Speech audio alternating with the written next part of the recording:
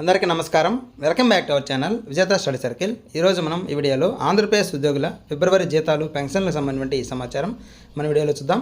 అంతకంటే ముందుగా మన ఛానల్లో అందరికీ జీతాలు పెన్షన్లు జమ అయ్యే వరకు ఎప్పటికప్పుడు 100% ఖచ్చితమైన తాజా సమాచారంతో వీడియో చేయడం జరుగుతుంది. అలాంటి వీడియోస్ కావాలనుకుంటే మన ఛానల్ సబ్స్క్రైబ్ చేసుకొని ఫాలో అవ్వండి.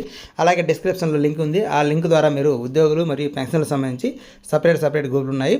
ఆ గ్రూపుల్లో మీరు జాయిన్ అయినట్లయితే ఎప్పటికప్పుడు వారి ద్వారా కూడా సమాచారం తెలుసుకుంటూ ఉండొచ్చు. ఆలస్యం చేయకుండా మన వీడియోలోకి వెళ్దాం. ఉదయం నుంచి మనకి ఉద్యోగుల జీతాల బిల్లుల్లో కదలిక అనేది ఏర్పడింది. చాలా వరకు ఒక 40% పైన ఉద్యోగులకి జీతాలు అనేటివి జమ కావడం జరిగింది. చాలామంది మనకి కామెంట్ రూపంలో తెలియజేశారు, అలాగే గ్రూపుల్లో కూడా తెలియజేశారు.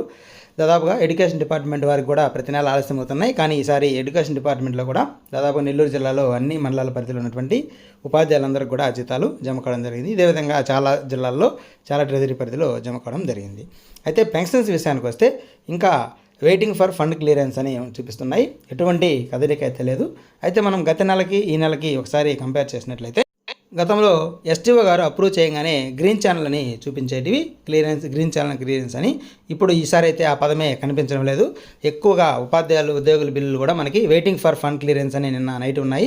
ఉదయం చూసేసరికి అవి ఈక్యుబేర్కి వెళ్ళి బ్యాచ్ నెంబర్స్ కూడా అలాట్ అయ్యాయి.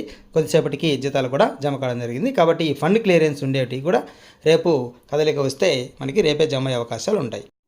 ఏదైతే ఇంకా వెయిటింగ్ ఫర్ ఫండ్ క్లియరెన్స్ అని ఉన్నాయో అవి బిల్లుల్లో రేపు ఉదయం కానీ కదలిక వచ్చినట్లయితే పెన్షనర్ సంబంధించి కానీ ఉద్యోగులకు సంబంధించి కానీ మధ్యాహ్నంలోపు జమ అయ్యే అవకాశం ఉంది.